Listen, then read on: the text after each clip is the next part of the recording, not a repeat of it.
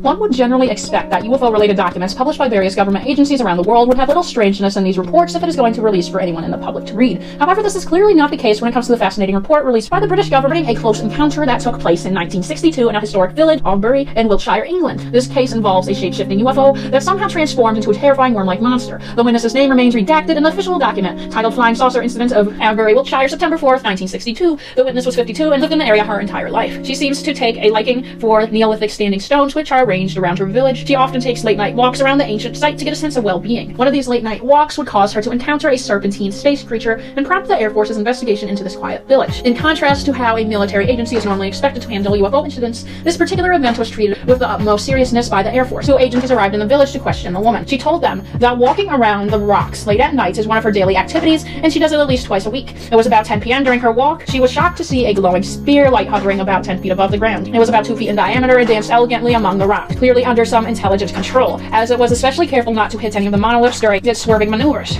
The scene could have been incredibly beautiful if it wasn't for what happened next. The light suddenly approached the witness and stopped about 15 feet in front of her. Paralyzed in awe, the woman could only stand there and look at the beautiful light. Suddenly, her state of surprise was broken as the entire area lit up. This abrupt burst of light was so powerful that it temporarily blinded the woman, causing her to fall to the ground as she lost her balance due to impaired vision. She began to panic and hyperventilate as she tried to understand what was happening around her. She lay close to the ground for a few more minutes before cautiously standing. The light was no longer visible, but there was something even more disturbing about it. She described to the officers a giant worm. Its pale, slimy body is about 6 feet long and 1 foot thick. It looked at the terrified woman with its eyes widened before slowly slithering towards her. Perhaps every conceivable variation of the flight or flight response was now fully active in the horrified woman. She quickly ran home, locking her door and calling emergency services. Surprisingly, the police referred her to the military. Although the police and military at least briefly considered the reports a prank until 2 military agents arrived in the village around 9 a.m. the next morning. They found the woman locked behind her door, so terrified that she refused to leave the house at all. The officers eventually convinced her to let her in. After she calmed down, she made tea for the men. She recounted her bizarre story, eventually summoning the courage to accompany the investigators to the site of the horrific events, where the worm monster was no longer present, but there was a clear, unidentifiable slime trail in front of the rocks near where the monster originally appeared. This strange mucus was carefully collected and placed in a glass jar provided by the woman.